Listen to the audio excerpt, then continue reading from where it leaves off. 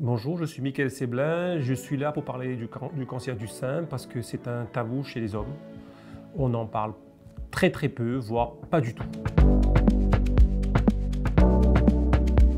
Quand on a eu un cancer du sein, il y a plusieurs facteurs.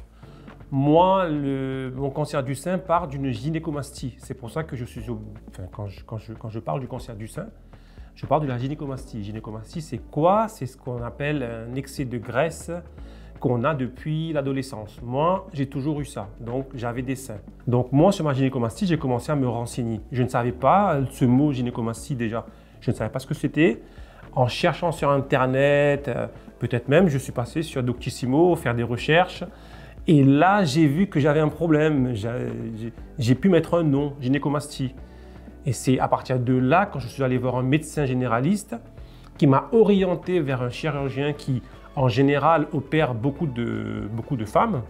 D'ailleurs, quand j'arrive, l'anecdote, c'est que quand j'arrive chez ce chirurgien, sa secrétaire appelle Madame Seblin en m'appelant. Mais non, c'était moi, un homme.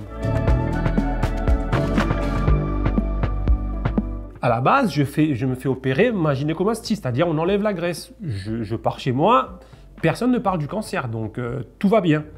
C'est que un mois après, le chirurgien me reconvoque. Moi, j'y vais comme ça, main dans les poches, tranquille. Il m'installe et il m'a dit « Mais monsieur, vous êtes en pré-cancer ». Mais je me souviens très bien, ça m'avait rien fait parce que pour moi, je ne comprenais pas. Je me souviens, j'avais envoyé un SMS à ma mère qui m'a plus crié dessus parce qu'elle me disait « Mais comment tu annonces ces choses comme ça ?» Je lui dis « Mais maman, mais le médecin m'a… » Enfin, voilà, pour moi, il n'y avait rien de grave. C'est bien après, c'est pendant l'opération, tout ça que j'ai compris, que j'ai vraiment pris conscience. Parce que quand je l'ai vu, il m'a dit « Bon, maintenant qu'on vous a enlevé la graisse, il va falloir repasser, on va maintenant tout enlever. » Donc faire une deuxième opération. Donc parce que moi, j'ai fait une deuxième opération pour tout enlever. Après, il y a l'opération de la reconstruction. C'est-à-dire une troisième fois, on va reconstruire les seins. C'est toujours un peu compliqué quand même, hein, parce que là c'est l'hiver, tout va bien, je m'habille, j'ai pas à me mettre torse nu, mais quand c'est l'été, c'est toujours très compliqué. Mais depuis que j'ai commencé à en parler, vraiment, hein, comme je dis, ça m'a fait une bonne thérapie. Donc petit à petit, avec les amis maintenant, je peux me mettre torse nu, ça dépend si je suis dans avec la famille proche. Après à la plage, c'est toujours quand même un peu compliqué parce que il y aura toujours un regard, voilà, je pense toujours à l'enfant qui va dire « Tiens, maman, le monsieur, qu'est-ce qu'il a? C'est un peu bizarre. » Donc voilà, j'appréhende toujours ce moment-là. J'ai une relation quand même un peu bizarre avec mes cicatrices parce que je les aime pas, pour dire franchement. Mais j'essaye de vivre avec parce que j'ai pas le choix.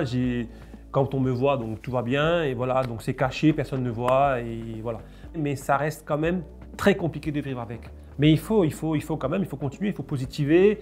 Le fait d'en parler, à ses proches, le fait d'essayer de surmonter tout ça, parce qu'il y a quand même toute une vie. Je ne vais pas arrêter ma vie maintenant parce qu'il y a eu ça. Il y a quand même, je suis encore jeune, j'allais déjà très jeune, je suis encore jeune, j'ai encore toute ma vie devant moi. Je ne vais pas rester là, dire voilà, m'apitoyer sur mon sort, c'est pas mon genre. Je vais foncer, je fonce.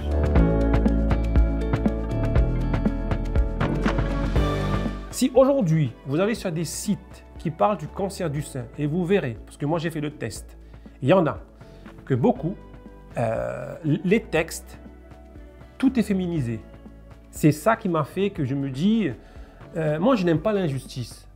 Quand je trouve qu'on ne parle pas des hommes, c'était pas évident, hein, j'ai mis 8 ans et je me souviens très bien de ce moment l'an dernier, quand j'ai dit je vais mettre une photo. J'étais à la plage, je me suis pris en photo, j'ai dit je vais la publier. J'ai dit Octobre Rose quand même parce que j'étais un peu frustré. Personne ne parlait des hommes. Je me dis mais quand même, il faudrait en parler. Et c'est justement là que j'ai décidé, je me suis dit je vais faire quelque chose. Je dis si c'est pas moi, je ne sais pas qui. Enfin, je me suis dit ça dans ma tête et je l'ai fait. Quand on a des doutes, on peut se renseigner sur Internet. Mais c'est vrai, il y a tout n'importe quoi. Bon, il y a Doctissimo qui est pas mal par exemple, vous pouvez y aller, hein, faire des recherches dessus. Il faut trouver la bonne information. Donc, mais bon, il n'y a rien de mieux que d'aller voir son médecin. Vous avez un doute, vous allez voir un médecin. Donc, vous dites que voilà, j'ai un peu peur, etc. Est-ce que je peux faire des examens, tout ça. Donc, le médecin vous dira. Il ne faut pas attendre parce que après, il y a l'âge, plus on vieillit, plus ça peut devenir plus compliqué.